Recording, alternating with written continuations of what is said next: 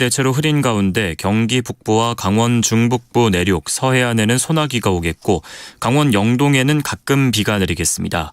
소나기가 오는 지역에서는 돌풍이 불고 벼락이 치는 곳도 있겠습니다. 내일도 전국이 흐리겠고 강원 영동과 남부지방, 제주도에는 가끔 비가 내리겠습니다. 예상되는 비의 양은 영남 해안과 강원 산지가 10에서 40mm, 영남 내륙과 제주도, 강원 영동이 5에서 20mm, 호남권이 5mm 안팎입니다. KBS 1라디오 저녁종합뉴스 아나운서 태희경, 남현종이었습니다.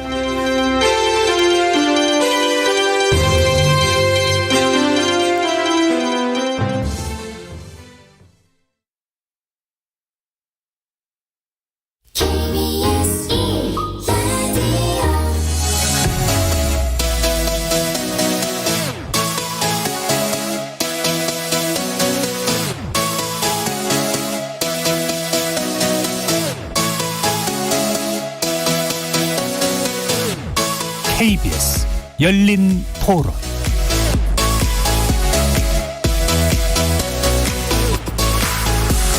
안녕하십니까. KBS 열린 토론 정준희입니다.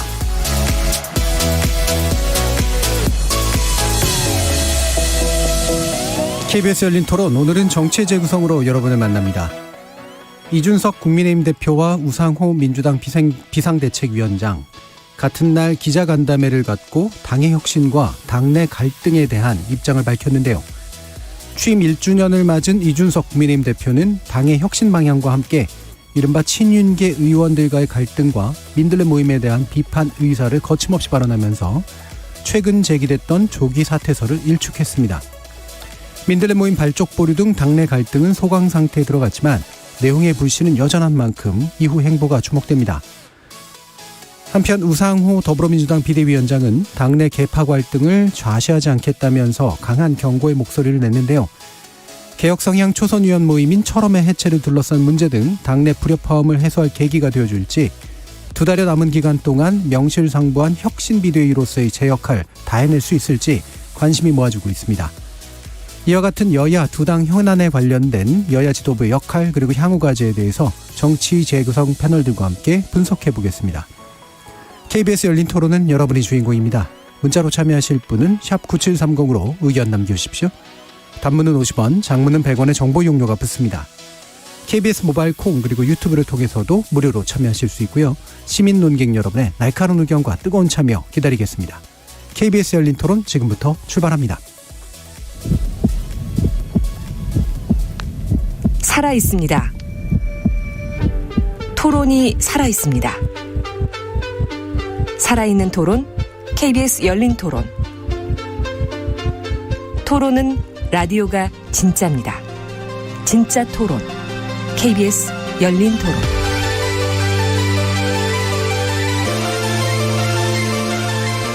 정치를 보는 색다른 시선, 정치의 재구성 함께해 주시는 네 분 소개합니다. 국민의힘 전남 순천 당협위원장 천하람 변호사 나오셨습니다. 예, 전남 순천의 천하람입니다. 더불어민주당 하원기 전 상근 부대변인 함께하셨습니다. 네, 안녕하세요. 하원기입니다. 최수영 시사평론가 자리하셨습니다. 네, 안녕하세요. 최수영입니다. 김주름 변호사 나와주셨습니다. 네, 안녕하세요. 김주름입니다. 자, 이준석 국민의힘 대표의 취임 1주년 기자간담회, 1주년 기자간담회 했던 적이 있던가도 잠깐 떠오르더라고요. 좀 특이해 보이기도 했는데 일단 자평은 굉장히 자신감이 있었습니다. 전반적으로 어떻게 평가하시는지 최수영 평론가님 말씀부터 좀 들어보죠. 많은 분들이 오늘 이제 여기에 대해서 말씀하셨지만 저도 똑같은, 그러니까 명과 암이 교차한 1년이었다. 네.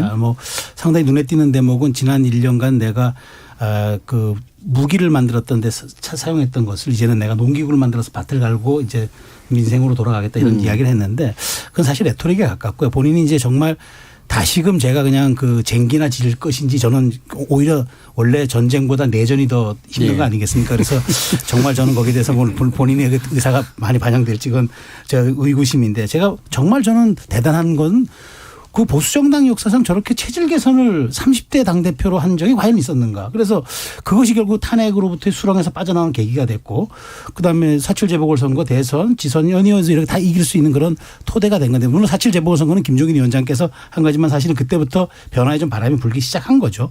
그래서 이준석 대표의 정말 큰 저는 그 족적 두 가지는 그렇게 생각합니다. 어쨌든 영남 중심의 당을 탈바꿈시켰다. 그리고 이제 2030이 보수 정당에 관심을 갖게 되는 정말 큰 그 전환점을 이뤄냈다는 건 높이 평가하고 그다음에 서진 정책. 우리가 뭐 사실 동진 서진 얘기하니까 조금 그게 예. 지역을 너무 나누는 것 아닌가라는 그런 생각이 있지만 어쨌든 동진 정책은 또 김대중 정부 때 붙여졌던 네이밍이고 또 서진은 또 이준석 대표가 이야기를 하니까 굳이 또 받아들여서 말씀을 드린다면 이번에 어쨌든 지선에서 광주, 전남, 전북 세 광역단체 후보가 전부 15% 넘었잖아요. 네. 저는 그 의미 대단히 큽니다. 선거 비용 100% 보존받았다는 거는 앞으로도 도전의 영역들이 계속 넓어질 수 있는 가능성이 열린 거기 때문에 상당히 큰 의미. 저는 이준석 대표의 공이 작지 않다고 봅니다.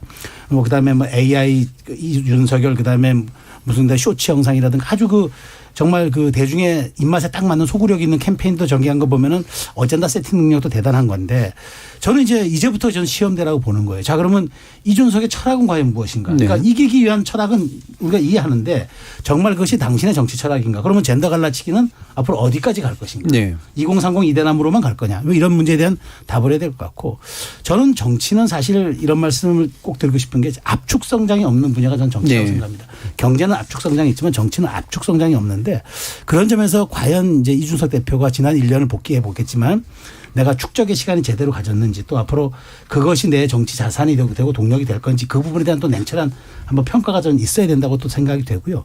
그래서 당면한 과제는 지금 이 위기, 이제 윤리위에 회부된 이 위기를 어떻게 돌파하느냐. 지금 많은 오늘 자신감과 레토릭을 어제 쏟아냈지만 그러나 그것을 제가 보기에 담보할 수 있는 것은 결국 이번 달 안에 열릴 윤리위의 결과 어떻게 예. 본인이 과연 정말 그 어떤 동력으로 돌파할 건지 그거에 대한 고민은 지금도 하고 있을 거라고 생각합니다. 예. 원래 좋은 말씀 잔뜩 처음에 해주실 때는 이제 되게 아픈 말씀이 이제 뒤에 나오기 마련인데 얼마나 아프게 받아들이고 있을지는 우리 그 보수 정당의 새로운 젊은 피 또 하나의 축으로 주목받고 있는 천하람 변호사님 말씀 한번 들어보죠. 네, 혁신위원 진천하람입니다. 근데 이제 너무 최소영 선배께서 좋은 말씀 다 해주셔가지고 저는 근데 가장 큰 성과는 당원 체질의 개선이라고 봅니다. 네. 제가 이제 제가 이제 호남에서 이렇게 활동하고 있다 보니까 당의 온갖 위원회 위원 자리를 굉장히 많이 합니다. 네. 그래서 이제 뭐 공천관리위원 이런 것도 하고 이준석 대표를 뽑던 전당대회에서 또 무슨 전당대회 공천관리위원 이런 것도 했었는데요. 그때 봤던 데이터 중에 굉장히 충격적이었던 게 지금 기억나는데 당원이 그때 당시 25만 명 정도 수준이었습니다. 근데 20대 30대 40대를 합쳐서 30%밖에 안 됐어요, 전체. 그리고 당원의 압도적인 다수 50%는커녕 TK, PK 합치면 거의 65% 가까이가 영남에 편중되어 있었고요. 그리고 전남, 광주, 전북 다 합쳐가지고 그때 당시에 1%밖에 안 됐습니다. 그러니까 저는 그래서 그 데이터를 그때 딱 보고 이러니까 오세훈을 놔두고 황교안을 뽑는 당이 되는구나. 과거 네. 전당대회에서. 이런 당원 구성이면은 우리가 선거 100번 1000번 해도 이거 못 이기겠는데? 라는 생각이 같이 그때 전당대회 그 준비 같이 하던 김재석 위원장이랑 한탄을 했었던 게 제 기억이 나는데 어쨌거나 이번에 저희가 대선을 거치면서 물론 장년층 노년층의 비율도 많이 늘어났고 영남권 당원도 많이 늘어났습니다만은 전체적으로 수도권 청년 호남 당원이 폭증을 했거든요. 그렇기 때문에 민심과 조금 더 가까운 당원 구성이 됐고 이제는 앞으로도 이준석 대표의 표현에 의하면 민주적 절차만 잘 지킨다면은 선거에서 지지 않을 수 있는 정당으로 예. 탈바꿈했다라고 뭐 할 수 있는 게 가장 큰 성과라고 보고요. 그다음에 뭐 저도 호남이기 때문에 당연히 그 호남에 대해서 열심히 하는 당대표 그리고 저는 뭐 굉장히 높게 평가하고 물론 그것보다도 윤석열 대통령이 최근에 5.18 오신 게 뭐 아주 임팩트 있었습니다만은 뭐 차치하고 그 젠더 갈라치기 문제에 대해서는 저는 이준석 대표가 남성에게 좀 더 편향되어 있어 보인다는 지점은 저도 동의합니다. 근데 네. 물론 이준석 대표는 꼭 집어서 무슨 내가 여성 혐오 발언을 했냐라고 늘 강변하고 물론 우리도 꼭 집기는 쉽지 않습니다. 다만 이런 비판이 어찌 보면은 조금 가혹한 면이 있는 것이 실제로 저희가 20대 여성, 30대 여성에서 지지율이 과거에 비해서는 많이 올랐습니다. 어찌 보면 여성들도 욕하면서 우리가 TV 드라마를 보듯이 20대 여성 같은 경우는 과거에는 보수 정당에 아예 관심이 없었다면은 요즘은 그래도 이준석이라는 존재로 인해서 욕하면서라도 보는 것 아닌가라는 네. 생각이 들고 그게 지표로 나타나는 것이 박근혜 대통령 대선 때 실제 20대 여성에서 30.6% 정도로 득표를 했었습니다. 근데 이번 대선의 출구조사 기준으로 윤석열 대통령이 33.8% 득표했고 30대 여성 같은 경우는 박근혜 34.7, 윤석열 43.8이었거든요. 이런 것들 보면 이준석 대표가 여성에 비해 남성의 지지를 훨씬 더 많이 받고 있다라고 해석은 하고 있지만 그 반작용으로 과거의 여성 표심을 깎아먹고 있는 정도는 아니다. 네. 그러니까 이게 이 젠더 갈라치기로 인해서 여성 표심에 크게 손해를 봤다라는 것은 약간의 조금 수치와는 안 맞다라는 얘기를 좀 곁들이면서 다만 이제 저도 뼈아픈 얘기를 하자면 이준석 대표 스타일 너무 호전적인 거는 맞습니다. 호전적인 건 너무 맞고 특히나 여당이 된 정부 여당과 이 여당의 대표로서 과연 지금 이런 스탠스가 맞느냐 적절하느냐라고 하는 비판은 앞으로도 계속 따라갈 걸로 보이고요. 농기구 얘기 저도 적절하다고 생각하지만 저도 걱정하는 것은 농기구를 들고도 서로 얼마든지 싸울 수 있습니다. 예. 그래서 앞으로 평시에 맞는 안정적인 당 운영을 얼마나 잘 해갈 거냐 이거는 역시나 과제라고 하겠습니다. 예.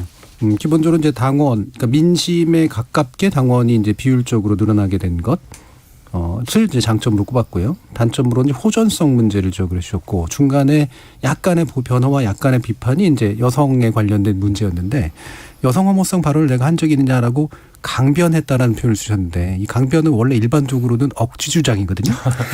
뭐 억지 주장인지 모르겠으나 예, 저는 예. 약간 남성 편향적으로 보이는 건 사실이라고 생각합니다. 어느 예. 정도. 알겠습니다. 자, 자, 그럼 발언을 꼭 짚기 어렵습니다. 예. 하우기 부대변인. 예, 그러니까 뭐 과거보다 그러니까 뭐 전신 정당인 자유한국당이나 미래통합당보다는 굉장한 쇄신을 이끌어냈다는 게 네. 사실인 것으로 보이고요. 그 결과 지지율 상승을 견인해냈고 신규 지지층을 유입했고 그래서 결국 선거 2번에서 승리했죠. 큰 선거에서. 이런 것들로 평가를 해보면 지난 1년 동안은 굉장히 큰 성공을 거둔 게 사실입니다. 근데 그 성공을 거뒀던 방법론을 우리가 한번 따져볼 필요가 있는데 저는 이준석 대표가 편승의 정치 그리고 돌파의 정치를 둘 다 해왔다고 생각하거든요. 예. 뭐 전자인 편승의 정치는 우리 당도 넘어야 할 산이지만 별로 좋은 정치는 아닙니다. 뭐 방금 말씀하셨다시피 이준석 대표가 젠더를 갈라치게 했다 뭐 이렇게 비판하는 사람들이 많이 있는데 저는 사실 거기에 동의하진 않아요. 왜냐하면 냉정하게 그 시간선을 보면 이준석 대표가 젠더 이슈 얘기하기 전부터 이미 젠더 갈등은 심각했습니다. 그래서 저는 이걸 편승했다고 표현해요. 그냥 올라탔다. 갈라치기가 아니라 올라탔다고 표현하기 때문에 이준석 대표가 액면 그대로는 나는 여성 혐오 발언을 한 적이 없다라고 말할 수 있겠지만 편승할 때는 갈라치기 할 때만큼 그렇게 문장 그대로 혐오 발언을 할 필요는 없거든요. 그래서 사람들이 느끼는 부분이 다 있을 거라 생각을 하고요. 그런 부분에 대해서는 아마 이제 숙제일 텐데 뭐냐면은 정치의 본령이라는 건 어쨌든 복잡다단한 이해관계를 조율하고 갈등을 조정해서 사회적 합의랑 이렇게 대안을 도출하는 거지 않습니까? 근데 집권 여당 대표이니까 그런 모습을 이제 좀 보여야 하는데 기존에 했던 대로 하면은 아마 좀 한계에 봉착하지 않을까 싶고요. 그리고 방금 두 분 말씀해 주셨던 대로 너무 자기 고집대로 안 되면은 거칠게 나가는 경향이 분명히 있어요. 그러니까 뭘 합의하고 타협하고 조율하고 이런 것보다 본인이 무조건 이겨먹으려 한다 이런 거거든요. 이를테면은 전장현 그 대표랑 다툴 때도 보면은 그 정치인들이 해야 할 일이 장애인들의 시위 방식 가지고 다툴 일이 아니지 않습니까? 그런 시위가 발생하지 않도록 그런 시위가 필요하지 않도록 구조를 바꾸는 일인데 그런 일보다는 일단 자기가 싸워서 이기는 거를 너무 집중해야 하는 경향이 있다. 이런 부분에 대해서는 이준석 대표가 넘어야 할 산이라 생각하고 그리고 이 성과를 이뤄냈던 이 방법론 때문에 윤석열 대통령이랑도 사이가 안 좋아진 거 아니겠습니까? 사실은 좀 마음에 안 든다고 나와서 방송 나와서 공격하고 이를테면 뭐 도망가서 잠수 탄다거나 이런 모습들은 조금 넘어야 할 산이다. 이렇게 보여집니다. 예. 자, 그럼 김준우 변호사님 말씀까지 일단 또 듣죠. 네, 좀 복잡한 것 같아요. 뭐 이제 자기 정치를 이제부터 하겠다고 했는데 저는 처음부터 자기 정치를 이준석 대표가 했다고 생각합니다. 네. 제일 그 극명한 사례가 송영길 대표랑 둘이 당대표 토론을 지난 가을에 했어요. 네. 대선 주자 선출되고 있는 마당에 당대표끼리 뭐지? 두 분 다 그 두 양당의 대표의 어떤 욕구가 맞아 떨어진 것이고 뭐 그걸 통해서 공직선거법 특히 18세 피선거권이라는 성과가 났으니까 뭐 그런 업적도 있었다는 건 분명히 또 인정해 줘야 될 부분인 것 같습니다. 근데 서진 정책이라고 흔히 얘기하는 이제 호남과 관련된 문제 대해서는 사실은 이건 그냥 김종인 위원장이 더 어려운 강령을 집어넣는다는 거 5.18 문제 이렇게 시작을 한 것을 사실은 약간 숟가락을 얹은 게 더 크다고 보고요. 공천이 그러면 국민의당에서 나온 조배숙 전 의원이랑 친박이었던 이정현 전 의원이 광역단체장으로 공천되는 건데 그닥 혁신스럽다고 또 보기는 좀 어려운 부분이 있는 것 같거든요. 그래서 오히려 전반적으로 보면 체질 개선 그 자체 고민을 좀 더 많이 했던 건 김종인 위원장이었던 것 같고 의제를 언론에서 좀 소위 후킹이라고 할 수 있는 그런 좀 혹할 수 있는 것들을 계속 던지는 데서 굉장히 존재감을 나타냈지만 전반적인 뭐 당의 체질 개선 저는 작년 연말에도 이준석 대표가 지방선거 혁신 공천을 위해 고민하겠다고 얘기를 했던 것 같은데 그닥 뭐 새로운 건 없었고 이번에 또 혁신 공천을 하겠다고 얘기를 하면 그럼 그동안 뭐 했냐라고 좀 질문 던질 수 있을 것 같거든요. 대선 때문에 바빴다라고 또 얘기를 하시겠지만 그래서 그때 그 순간에 뭔가 좀 의제를 자기 중심적으로 구도를 가져오고 프레임을 만들어내는 것이 굉장히 유능했지만 정말 당의 체질을 바꾸는데 기여했는가? 그리고 물론 일부 20, 30대 남성을 정치적으로 호출해내는 데서 되게 유능했다는 부분까지 부인할 수는 없겠습니다. 그게 이제 바람직한가 안 바람직한가에 대해서는 어차피 폐허 같은 곳에서 조금이라도 가져오는 자체로도 승자가 독식하는 현재 구도 안에서 불가피한 거 아니었냐 이렇게 얘기를 할 수는 있겠지만 좀 집권 여당이 된 상황에서 계속 그런 정치를 할 것이냐 혐오 표현을 직접 안 했다 하더라도 예를 들면 이준석 대표가 전장현을 비판했을 때 전장현에 대한 혐오 표현이 언론에 인터넷에 이렇게 늘어났다는 그 조사는 분명히 존재하거든요. 그러니까 대표가 1만큼 얘기하면 지지자는 50까지 이렇게 증폭돼서 얘기할 수 있는 가능성까지 생각한다면 그런 부분에서 좀 자유롭지 않은 것도 좀 지적돼야 될 게 아닐까 싶고요. 다만 지금 이제 본인이 위기인 거는 그동안의 업적에 있어서의 공과 과 문제가 아니라 예전에 있었던 일 때문에 생긴 의혹과 관련된 문제로 위기에 지금 마주한 거라서 사실은 뭐 그동안 잘 못했으니까 당대표 내려야 돼 이렇게 생각하진 않는데 어쨌든 전혀 별개의 걸로 또 뭐 시험 때 옳은 부분이어서 평가랑 직결되지는 않는 부분인 것 같습니다. 네. 자, K3059님께서 이준석 대표 화이팅입니다. 1년 전에도 그렇고 지금도 보수정당의 희망입니다.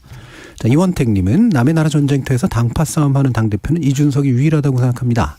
자, 9595님은 우리나라는 여야를 떠나서 이준석 대표처럼 젊은 정치인들에게 길을 더 열어줘서 기존 정치 세력에게 충격을 주는 것이 바람직하다고 봅니다라는 말씀 주셨는데요. 방금 이제 그 전달해 드린 청취자 의견이 대체로 이제 이준석 대표를 바라보는 두 가지 시선을 이제 잘 대표한다고 생각이 드는데 자기 정치 얘기도 하셔서요. 사실 정치인이 자기 정치를 하는 게 뭐가 문제냐 싶은데 이 이야기를 하는 이유는 자기 정치만 한다는 이제 그런 이야기겠죠. 그래서 성공 후사의 문제를 아마 제기하고 있는 것 같은데 이 부분에서 이제 또 뭐 아예 그 이준석 대표 스타일이죠. 뭐 자기 정치 맨날 얘기하는데 내가 제대로 하면 어떻게 하는지 보여줄게라는 그런 식으로 응수한 건데 듣는 분들은 또 불편할 수도 있어요. 일단 최소영 평론가님 어떻게? 그러니까 사실 자기 정치라는 말이 갖는 함의 대중적 함의가 부정적인 거잖아요. 네. 그러니까 이게 말하자면 뭐 내 혼자 뭘 잘 먹고 잘 살려고 내 정치적인 뭘 이루려고 이렇게 하는 그런 약간의 부정적인 혹은 개인 스타일의 이제 그런 것들로 비춰지는데 저는 이준석 대표가 이게 이제 돌려준 말이죠. 사실 이제 네. 정지석 그 부의장이 한 말에 대해서 이제 약간 패러디하는 것으로 이제 돌려준 거로 생각하는데 기본 화법이죠 이게. 네, 그렇죠. 근데 저는 그 말하자면 그 얘기에 답이 있는 것 같아요. 그러니까 나에게 이 두 가지 길을 형용모순으로 요구하지 말아라. 그러니까 나한테 지금 이것도 하고 그러니까 혁신도 해야 되고 또 당과 화합을 해야 된다는 것은 네. 뭐 따뜻한 아이스 아메리카노 네. 혹은 뭐 둥근 사각형이 되겠다. 이제 이런 이제 이야기인데 그럼에도 불구하고 저는 자기 정치란 말이 갖는 게 굉장히 도전적이고 아주 호전적 합법이긴 한데 실제 내용은 담을 게 저는 없다고 봐요. 그러니까 오히려 이제 지금 닥친 여러 가지 상황과 위기를 돌파하려는 정치적 수사에 가깝지. 그럼 구체적으로 자기 정치를 뭘 보일 것이냐. 자, 그러면 1년간 그러면 공천 혁신을 하겠다. 보수정당에서 보수정당이든 진보정당이든 떠나서 한국 정당사에서 공천은 끊임없는 난제였어요. 네. 언제나 다 공천을 시스템화해야 되고 공천을 예측 가능하게 해야 되고 공천엔 다 같이 동의할 수 있는 걸 해야 되고 이거는 공천의 속성은 인사와 똑같다고 생각합니다. 소수의 환호와 다수의 한숨입니다. 그러니까 이게 어쩔 수가 없는 속성인데 이것을 제도화하겠다. 저는 사실 어찌 보면은 불가능한 영역에 도전하면서 이준석식의 정치를 대중에게 한번 좀 던져내고 가는 과정이지 네. 저는 성과를 내는 자기 정치라고 생각하지는 않아요. 그러니까 오히려 패러디한 화법으로는 돌려줬지만 실제 무엇인가 개량화할 수 없는 그런 그 가치를 이야기하면서 저는 오히려 돌파 쪽에 무게를 실은 워딩 혹은 네. 그런 레토릭으로 봐야지 여기에 대해서 본인의 뚜렷한 지향성과 철학을 갖고 내가 반드시 이것을 어느 비전까지 이뤄내겠다. 저는 그것이 공천이든 뭐든 혁신이든 제가 보기에 그 오히려 공천 쪽이라면 더 힘들고 차라리 당의 20대 그러니까 청년화를 내가 더 가속시켜서 내가 이걸 보여주겠다 이런 것들은 저는 가능한 목표 영역이라고 보지만 자기 정치라는 말로 함의할 수 있는 것은 대단히 저는 좀 부정확하고 개량할 수 없는 것들 성과로 지표할 수 없는 것들일 수 있어가지고 원래 저는 사실 이것은 지금 당면한 자기 처지를 조금 더 정면으로 돌파하려는 저는 그 수사에 가깝다. 저는 이렇게 사실 평가합니다. 예, 이 공천 얘기도 마침 나와서 그러니까 자기 정치 핵심 내용이 그러니까 긍정적 의미에서 자기 정치 핵심 내용이 공천의 어떤 변화, 제도화가 사실 되게 어렵다라는 이제 그런 말씀이셔서 네. 마침 또 공천 관련된 일들을 또 하시잖아요. 네. 선언들은. 공천 전문가. 그렇다고 하기에는 제가 뭐 네. 아무튼 그 저는 자기 정치 관련해가지고 그 이준석 대표의 얘기는 그런 거죠. 지금까지는 당대표 되고 나서 근본적인 개혁 같은 거를 전혀 못했다. 네. 선거 치르느라 바빠가지고. 선거 기간 중에도 자기 정치 했죠. 뭐 그렇다고 남의 정치만 한 건 아닙니다. 예를 들면 당대표가 철저하게 사라져서 대선 주자나 내지는 지방선거 후보자들의 서포트만 했던 전통적인 당대표에 비하자면은 훨씬 더 높은 수준의 자기 정치를 한 건 맞죠. 네. 근데 이제 그 과정에서 본인이 뭐 이슈 주도도 뭐 했고 그게 결과적으로 당에 도움이 됐다라고 평가하는 분들도 꽤 많이 계시니까요. 결과도 그리고 물론 좋았고 대선 지선 모두. 근데 이제 결국 그래서 이준석 대표도 어제 기자간담회에서 뭐 대본 없이 막 1시간 반 동안 얘기를 하던데 보면은 근본적인 내용은 그런 것 같아요. 이제 자기가 당대표가 됐을 때 하고 싶었던 10년간 뭐 어찌 보면 비대위원 최고위원으로 내지는 평론가로서 당을 보면서 답답했던 부분들을 좀 바꿔나가겠다. 정말 많은 얘기들을 했었거든요. 여의도 연구원이 왜 이렇게 뭐 지금 제대로 기능을 네. 못하냐. 그리고 뭐 청년 정치 얘기하는데 맨날 뭐 이상한 여의도 2시에 어슬렁거리는 사람들 막 와가지고 형님 동생 하면서 야인 시대 찍는 게 뭔 청년 정치냐. 오히려 일반적인 청년들이 뭐 할 수 있는 활동 폭을 늘리겠다. 뭐 하겠다. 막 굉장히 그리고 뭐 상대적인 취약계층인 여성들에게도 앞으로 우리 당이 더 노력하겠다 막 이렇게 얘기를 많이 쏟았는데 그래서 저는 이준석 대표의 자기 정치라는 게 역설적으로 별로 자기 정치가 아닌 것 같더라고요. 1시간 반 얘기하는 거 제가 열심히 들어봤는데 말 그대로 당을 좀 내 스타일로 근본적으로 개혁하겠다라는 얘기에 좀 가까운 것 같고 그렇게 해야지만 국민들께서 이준석이라는 상대적으로 젊은 뭐 이제 내일 모레 40이기 때문에 그렇게 젊지도 않지만 상대적으로 젊은 리더를 뽑았을 때 국민의힘이라는 당이 좀 뭔가 이제 좀 근본적으로 바뀌는 걸 보고 싶다라고 하는 그 욕구를 충족시켜야 된다는 예. 생각이 본인도 있는 것 같아요. 그냥 단순히 선거 기술자 이런 느낌으로 국민들에게 포지셔닝이 되면 안 되는 거잖아요. 그래서 본인도 남은 기간 동안 그걸 해야 된다라고 느끼고 있고 그중에 대표적인 거 하나가 이제 공천 아니겠습니까? 국민들께서 이거 도대체 저 사람이 왜 공천받는지 알 수가 없다라고 하는 것. 저도 개혁이라는 게 어렵다고 생각하지만 뭐 크게 욕심내지 않고 주호영 의원이 그런 얘기 했더라고요. 지금 공천 관련한 혁신하기에 2년이 오히려 짧다.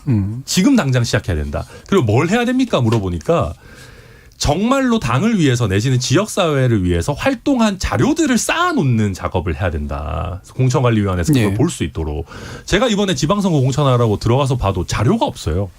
그러니까 이 사람이 뭐가 뛰어나고 뭐가 나쁜지를 판단을 할 수가 있어야 되는데 그렇게 없으니까 결국 당협위원장의 추천에 의존하고 이런 게 많거든요. 그래서 주호영 의원 같은 경우도 공천 학살 이런 거 당해봐서 그런지 지금부터 그런 자료들 쌓아놓는 걸 체계화하는 작업만 해도 되게 의미 있는 거다라고 얘기하는데 저도 그런 점은 시사하는 바가 크다고 생각하고 혁신위 안에서도 좀 그런 부분 뭐 제가 위원장은 아닙니다만은 뭐 열심히 해볼 생각입니다. 예. 그러니까 공천이 사실은 그렇게 중요하지 않을 수 있거나 또는 현실 가능하지 않다라는 지적에 대해서 전환 변호사님 또 할 수 있는 부분은 또 해야 될 필요가 있는 게 있는데 그게 이제 자료 쪽이다. 네. 일단은 그렇게 말씀을 주셨어요. 다른 두 분 또 의견도 한번 들어보죠. 뭐 어제 기자회견 자체를 두면 그 자기 정치는 결국 뭐 자기 정치이기도 하고 그 자기 정치를 통해서 당이라는 공동체를 바꾸기 위한 공동체 정치이기도 하고 좋은 얘기들이 많이 있더라고요. 예. 그래서 당의 체질을 좀 바꿔보겠다, 쇄신해보겠다 뭐 이런 얘기인 것 같은데 전 그 얘기를 들으면서 뭐 웃자고 하는 얘기입니다만 자기 정치가 자기가 이기는 정치를 이때까지 해온 게 아니냐 이준석이. 아까도 말씀드렸습니다마는 시민단체랑 이렇게 다툴 때도 결국 자기가 이겨먹는 게 중요하고 문제를 해소하는 것보다 그다음에 당의 중진과 어떤 설전이 벌어질 때도 굳이 제가 봤을 때 아무 내용도 없는 그런 감정 싸움을 SNS나 방송에 다 전시하면서 그게 뭐 생산적인 토론이 전혀 아니었거든요. 네. 이번에 정진석 부의장과의 갈등도요. 근데 그전에는 이제 대통령 후보 선대위 갈등도 마찬가지였고요. 뭐 한치의 양보도 없이 자기가 이겨먹으려고 하는 정치를 계속 해왔단 말이죠. 근데 그거는 문제를 해소하는 정치는 아니거든요. 그래서 계속 자기 정치가 저는 계속 그런 식으로만 들렸습니다. 자기가 이기는 정치를 이제 본격적으로 하겠다는 건가. 이게 이런 말인데 혁신위를 띄우고 혁신안을 만들겠으면 좋은 내용이라면은 굳이 방송이나 이렇게 그런 데 안 나가고 따로 만나서 도와달라고 할 수도 있는 거지 않습니까? 근데 제가 알기로는 그런 작업하는 스타일이 아니라고 알고 있어요. 그러니까 정진석 부의장 같은 경우에도 우크라이나 가기 전에 만나서 얘기할 수 있는 분명히 공간이 있었을 땐 그런 거 없거든요. 그래서 보면서 이게 또 조금 치고 달리려고 하는 거 아닌가 그런 생각이 들었는데 내용을 보면서 일단은 평가해야 되지 않을까 싶습니다. 치고 달리는 건 뭡니까? 사실상 이런 겁니다. 뭐 왜 비단 주머니 이런 거 있지 네. 않습니까? 일단 던져놨는데 사실은 내용을 보면 뭐 후드티 입고 다니고 뭐 이런 것들이 이때까지 많이 있었지 않습니까? 일단 우크라이나도 마찬가지인데 우크라이나 갔을 때 제가 제일 방송 나와서 궁금했던 게 그거였어요. 거기 왜 갔는지를 모르겠더라고요. 보통 정당 외교라고 하면은 분명한 성과, 목표 이런 것들이 있어야 되지 않습니까? 게다가 거기는 전시 상황이잖아요. 젤렌스키 입장에서는 한국쯤 되는 나라의 집권 여당 당대표가 오면 지푸라기라도 잡는 심정으로 만나는데 한국은 거기 지금 줄 게 없어요. 그냥 위로하러 갔다. 자유의 가치를 드높였다. 그럼 제 입장에서 어떻게 보이냐면 지금 지푸라기라도 잡으려고 하는 저 절박한 나라를 자기 정치에 이용한다고밖에 안 보였어요. 왜냐하면 실제로 그 뚜렷한 메시지가 없기 때문에. 그래서 당내에서도 비판받을 수 있는 여지가 있었는데 그게 감정 싸움으로 가면서 흐지부지 된 거거든요. 이런 것들이 일단 질러놓고 정리를 못한다라는 네. 느낌을 줄 수밖에 없어서 그 혁신안도 그런 게 아닌가. 일단은 내용을 봐야 되는데 우리 천하람 위원이 들어가 있기 때문에 또 너무 심하게 비판은 못하겠네요. 치고 달리기가 일단 이 질러 놓는다 쪽에 초점이 맞춰진 것 같은데 히트앤들런의 의미는 아닌 것 같아요. 약간 갈등을 유발하고 이제 그 갈등 속에서의 논쟁에서 우위를 점하는 방식으로 뭔가 인지도를 더 쌓고 뭐 그렇게 정치적 체급을 높여온 측면이 좀 있죠. 그래서 제가 지난주에 나름은 충심으로 천하람 위원장 있는 앞에서 정당법 개정과 관련된 몇 가지라도 같이 가면서 국민과 호흡하는 것이 더 좋지 않겠냐라고 저는 생각을 얘기를 했는데 예전에 이준석 대표가 우리 열린 토론에서 쭉 고정 패널로 나왔을 때도 보면 선거제도 개혁에 관해서 이건 저래서 문제고 저건 저래서 문제인데 본인 안을 잘 얘기를 하지 않습니다. 그래서 그냥 항상 정책 대안을 내놓는 부분에서 좀 빠져요. 그래서 제가 그나마 그동안 본인이 이제 정치를 하면서 제가 유익 있게 지난번에 그 18세 피선거권을 제가 늘 이렇게 강조를 하면서 칭찬을 하는 이유가 그러니까 그런 식으로 뭔가 본인이 갖는 그러니까 보수가 이때까지 이걸 못했잖아요. 제가 와서 이걸 했어요. 이거 말고. 그러니까 그거는 좀 크게 돈 안 들고 법안 아닌 것들이 좀 많이 있었습니다. 그런 거 말고 조금 더 제도 개혁과 관련된 어떤 플랜. 그러니까 이준석 표 공약과 정책이 무엇이냐. 그냥 태극기와 싸우는 것으로 자신의 합리성을 구축하는 이 정도가 넘어서는 어떤 모습을 이제 보여줄 때가 됐는데 그 부분에서 쟁점이 될 것 같다는 생각이 많이 들고요. 예. 그래서 지금 어차피 제가 봤을 때는 늦어도 내년 상반기에는 정개특위가 국회에 다시 꾸려질 수밖에 없습니다. 선거법은 다시 논의될 수밖에 없고요. 그 과정에서 이준석 표 정치개혁이 무엇이냐 이 얘기를 했을 때 뭔가 좀 국민 마음에 좀 와닿고 다시 신뢰를 재구축할 수 있지. 안 그러면 당내 계파 싸움, 권력 투쟁용으로 혁신위가 있구나라는 평가에서 자유롭게 어려울 겁니다. 네. 방금 말씀 주신 김에 뭐 이게 제가 볼 때 이준석 대표 굉장히 보수 정당에게 제일 기여한 바는 태극기 부대에 끌려가지 않고서 이길 수 있다라는 거를 이제 보여준 게 아닌가 싶은데요. 기타의 내용들은 차차고라도 이제 결국 이게 그 얘기 속에서도 이른바 보수, 특히 극보수 유튜버들에 의해서 주도됐던 과거의 몇 년간의 보수 정당의 모습과는 다른 모습을 이제 해보겠다라고 이제 얘기한 것하고 연결되는 것 같은데 그게 자기 정치에 좋은 내용이 될 수도 있고요. 어떤 철학으로 좀 채워줄 수 있다고 보시나요?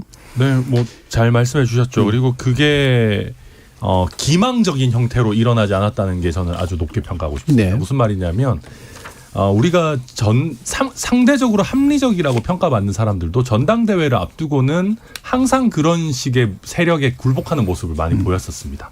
뭐 이상한 극우 유튜버에 출연해가지고 뭐 이상한 소리 하고 뭐 상대적으로 합리적이라고 평가받던 사람들도 당장 표가 급하니까 당원들 표 받아야 되니까. 근데 이준석 대표 같은 경우는 이미 뭐 많이 미움을 받고 있어서 그러기 어려웠던 것도 있지만 실제 전당대회를 하는 과정에서도 대구에 가가지고 탄핵이 정당했다라고 정면 돌파를 선택했거든요. 그리고 정면 돌파를 선택하고 나서도 당대표 될 때 민심에서 더 많이 앞섰던 것은 맞지만 당심에서도 크게 뒤처지지 않았었어요. 그러다 보니까 본인도 내가 이렇게 태극기와 절연하겠다라고 선언하고 당대표가 됐으니까 할 수 있었던 민주적인 힘이 나왔던 거죠. 그게 되게 중요했고 그래서 저는 민주당 전당대회도 이게 좀 시사하는 바가 크다. 자기가 돌파를 하고 싶으면 돌파한다라는 거를 어찌 보면 미리 좀 선전포고할 필요도 있다라는 생각이 동시에 들고 그 외에는 글쎄요 이게 보기에 따라서 굉장히 관점이 다른 것 같습니다. 뭐 어떤 사회적 갈등에 편승한다거나 아니면 김 변호사님 보시기에는 사회적 갈등을 야기한다라고 보시지만 또 이준석 대표의 정치를 좋게 보는 분들은 사회적 갈등이 있는 것을 우리 정치인들이 예로부터 그냥 허허 웃으면서 좋은 게 좋은 거지 우리 앞으로 손잡고 잘 해결해 나가봅시다 라고 해버리면 아무런 이제 해결이 안 되는데 오히려 그 갈등의 민낯을 보여주는 방식을 택한단 말이에요. 그리고 본인이 정확하게 본인의 스탠스를 정하고 상대적으로 기존에 비해서는 선명한 토론을 이끌어내는 그렇게 해서 조금이라도 나은 뭐 해결책이 도출되면 좋겠죠. 그런 식의 정치를 하는 게 이준석식 정치고 그게 이제 어찌 보면 뭔가 터부시돼서 얘기 못하는 것이 없는 거죠. 그러니까 그게 저는 우리나라의 모든 정치인이 이준석 대표처럼 하면은 너무 시끄러워서 힘이 들겠지만은 우리나라의 이준석 대표 같은 정치인은 몇 명 더 있어도 되지 않을까 해서 저는 그런 면에서는 일단은 용기 그 자체는 굉장히 칭찬해 줄 만하다라고 생각하고 있습니다. 그 부분이 이제 보고를 다룬다라는 비유 속에 이제 등장하는 것 같은데 안 건드리고 잘 다룬 것 같으세요? 아니 뭐 100% 잘 건드는지 모르겠는데요.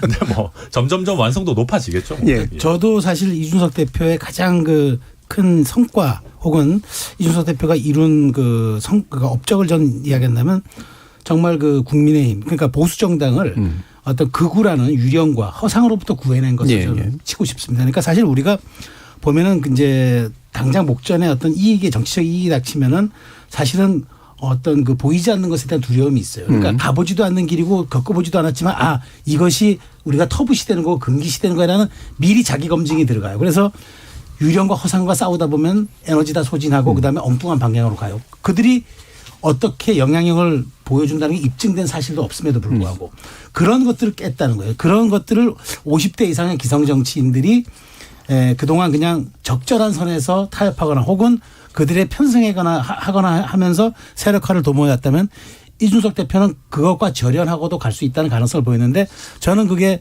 정말 길 수도 있었던 탄핵의 강을 빨리 마무리할 수 있었던 동력이라고 봐요. 그런 점들은 정말 저는 이준석 대표가 말하자면은 어떤 그런 허상과 싸워서 이겼던 아주 그런 찬란한 업적이라고 생각하고 오히려 그런 것들은 사실 좀 지금 현재 민주당이나 우리 모든 사람들에게 좀 말하자면 터부시되던 그런 영역들에 대해서 과감히 건널 수 있는 정치의 본령들을 좀 보여준 것이 아닌가 싶어서 이런 부분 정말 저는 높이 평가하고 싶습니다.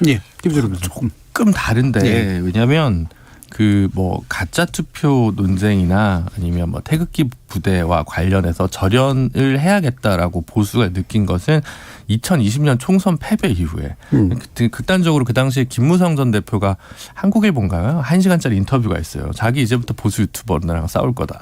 그게 제일 잘못된 거다. 이게 지금 보수를 망치고 있다.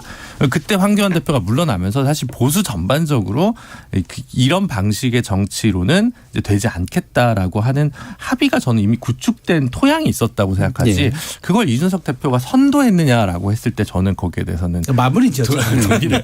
글쎄 그 성과를 전유한 것인지 성과를 만들어낸 것인지에 대해서는 조금 좀 의문이 있고 아까 얘기했듯이 오히려 이 전반적인 체질 개선이나 이런 거와 관련된 고민은 오히려 이제 김종인 위원장한테 훨씬 더 점수를 많이 줘야 되는 네. 거 아니냐라는 생각이 있는 거죠. 김정인 위원장 쪽이 이제 뭔가 깔아놓은 게 훨씬 더 크다. 네. 그거를 이제 마무리 지었다. 예. 아유, 거기에 숟가락만 얹은 것만 해도 대단해요. 막 이상한 사람 와가지고 막 다시 막 호남 폄훼하고 이랬어 봐요 진짜. 그것도 예. 쉬운 일이 아니었죠, 당연히. 예, 그렇습니다. 한기 대표. 저는 뭐 국민의힘이 보수 유튜버랑 선을 그은 지는 좀 됐고요. 전 이 대표의 치적이 맞다 생각합니다. 저도 사실 한 2년간 그 보수 유튜버들 가짜 뉴스 뿌리고 이런 거 팩트 체킹하는 유튜브 채널을 운영했었는데 네. 이 대표가 보수 유튜버들을 주변화시킨 덕분에 그 채널을 그만둬야 했습니다. 더 이상 하면은 저도 시장이. 똑같은, 예. 왜냐면은 이제 돈벌이로 하는 것밖에 안 되기 때문에 예, 그냥 예. 과감하게 그만뒀는데 이게 좀 된 얘기예요. 그래서 이번에 또 강조한 거는 사실 자기 업적을 나열하는 거지 쇄신의 내용은 아니잖아요. 예. 그래서 저거는 쇄신의 내용은 아닌 것 같고 그 다음에 이준석 대표가 한 말 중에 제가 뼈 아팠던 얘기가 있는데 유튜브 얘기를 하면서 뭐. 세상의 절반을 적폐로 규정하면 안 된다. 이거 민주당을 보면서 그리고 과거 보수 정당을 보면서 반면교사로 삼아야겠다 이런 얘기를 하더라고요.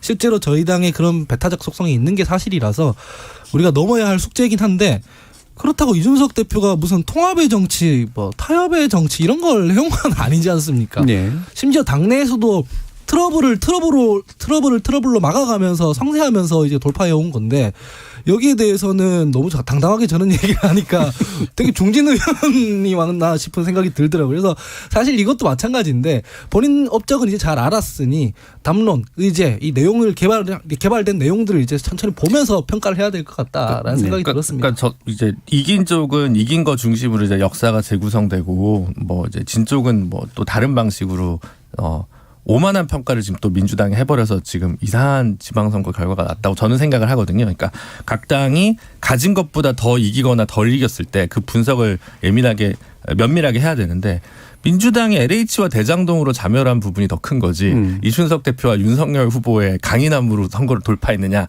저는 당연히 전자라고 생각하는 부분이 있기 때문에 제가 이렇게 얘기를 하는 거지 뭐 기여가 없었다거나 시적이 없었다거나 이렇게 얘기하는 게 아닙니다. 네. 그러니까 구도가 저도 잘 만들어졌을 때 이제 구도를 안 망치는 힘이 이제 상당히 이제 중요한 걸 텐데 그게 아마 윤석 대표가 했던 일이 아닐까 싶은데요. 시간이 많이 남진 않았습니다만 결국은 아까 김준우 변호사님 말씀처럼 뭐 잘한 걸 잘했다고 일단 치더라도 잘한 것과는 상관없는 이유로 이제 뭔가 물러날 수도 있는 상태. 이게 당 윤리 문제 아니겠습니까? 이게 결국 되게 중요한 아킬레스건이 되고 있는데 이게 어떻게 건드리냐에 따라 또 새로운 보고가 될 수 있잖아요. 국민의 입장에서는 일단 내 당내 좀 분위기 좀 전해주시죠. 네, 당내에서도 좀 잘 모르겠다는 사람들이 너무 많습니다. 네. 심지어는 당내 이제 핵심 중진이라고 하는 분들도 윤리위가 어떤 결정을 내리는지 모르겠다라고 하는 분 되게 많으세요. 제가 사석에서 뭐 얘기를 해봐도. 그런데 그런 상황에서 윤리위 위원들의 익명 인터뷰 같은 걸로 뭐 중징계 하겠다 막 이런 식의 얘기들이 이제 새어 나오고 네.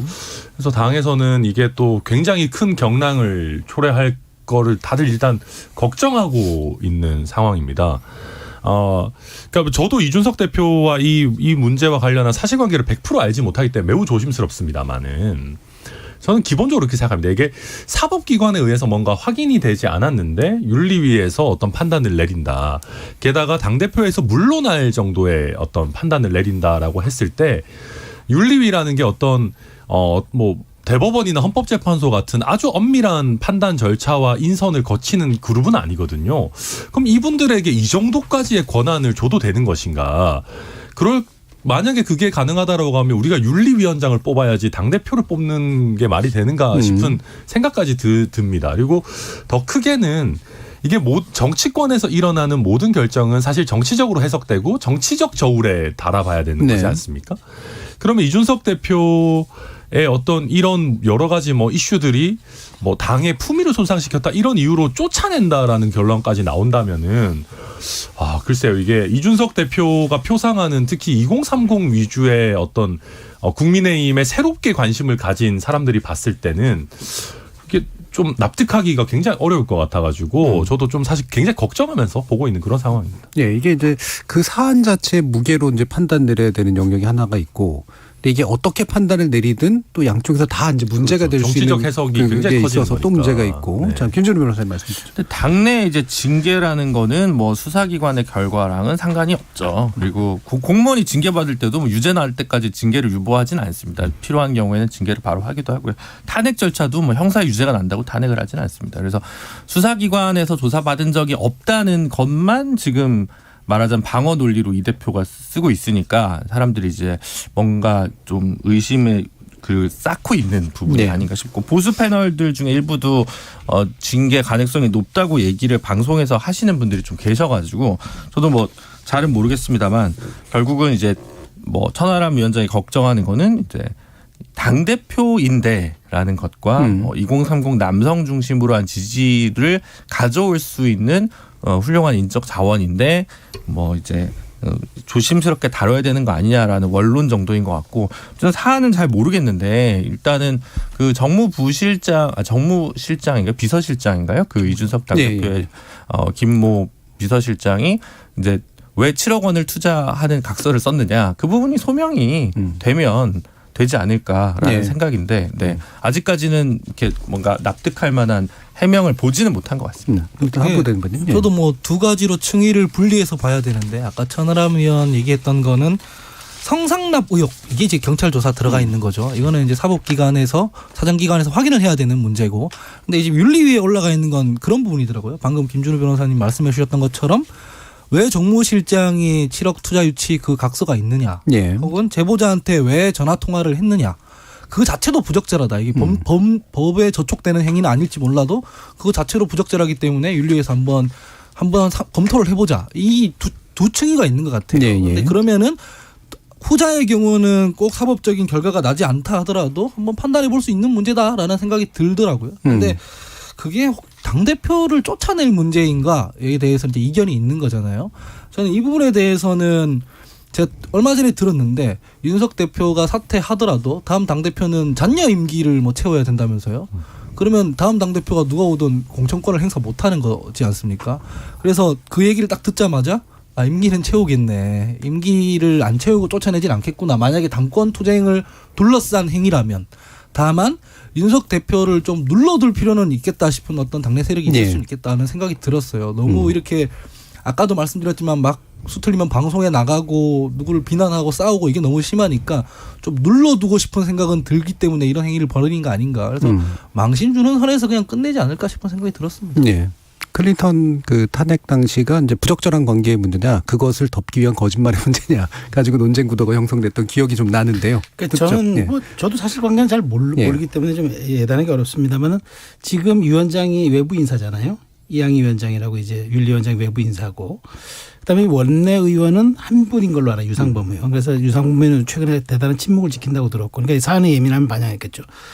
많은 사람들이 네 가지가 있다고 얘기하잖아요. 경고가 있고 당원권 정지가 있고 탈당 권고가 있고 제명이 있는데, 당원권 정지 이상이면 문제가 되는 거지 경고만 하면 문제가 없을 거예요. 그래서 저는 이런 뭐 여러 가지 가능성을 놓고 보지 않을까 싶고, 특히나 이제 현역 의원 하나고 외부 인사들이라 그러면 잘못 어떤 외부의 어떤 뜻과 의사가 개입됐다가는 그 후폭풍을 또 어떻게 감당하고 하겠습니까? 그렇기 때문에 저는 오히려 좀 24일에서 27일로 연기됐다는 오늘 얘기가 있던데, 저는 그래서 이것이 정말 어떤 뭐 당의 존립, 그러니까 이준석 대표의 존립 자체, 존재 자체에 그 흔드는 것으로까지 갈 거냐, 저는 거기 가능성은 많지 않게 봅니다. 네, 알겠습니다. 자, 아츠님께서 뭐니 해도 정치의 본령은 국가의 부강과 국민의 행복 증진에 있습니다.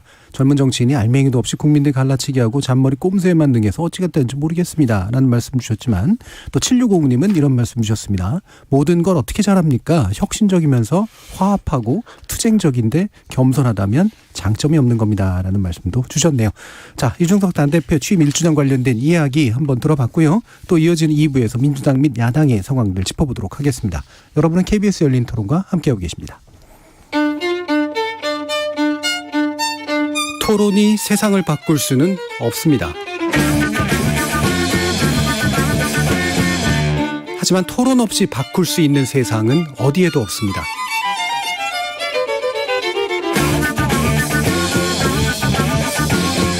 세상의 선한 변화를 갈망하는 당신. 정답이 아니라 질문의 힘을 믿는 당신. 우리 KBS 열린 토론에서 만납시다.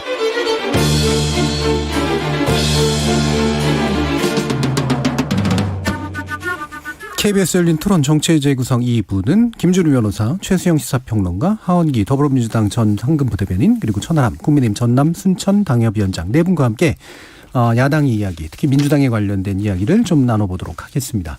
자, 일단 우상호 제2기 비대위원장 취임이 이제 수박 같은 개파 분열적 표현은 절대로 용납하지 않겠다라고 되게 강한 언사를 썼습니다. 이 부분이 이제 실질적으로 뭔가 좀 너무 과하게 나가는 갈등 분위기를 좀 잠재우는데 도움이 될지는 잘 모르겠는데 일단 하원기 대변인님 어떻게 보고 계세요? 일단 수박 이런 용어는 안 써야 하는 게 저는 맞다고 생각합니다. 그거 굉장히 나쁜 말이더라고요. 그 옛날에 정보기관에서 뭐 누구 시민들 잡아다가 겉은 뭐 아닌데 속은 빨갱이 아니냐 이런 의미로 통용되던 거라 하더라고요. 그래서 안 쓰는 게 좋을 것 같아요. 같은 당을 하는 동지끼리는.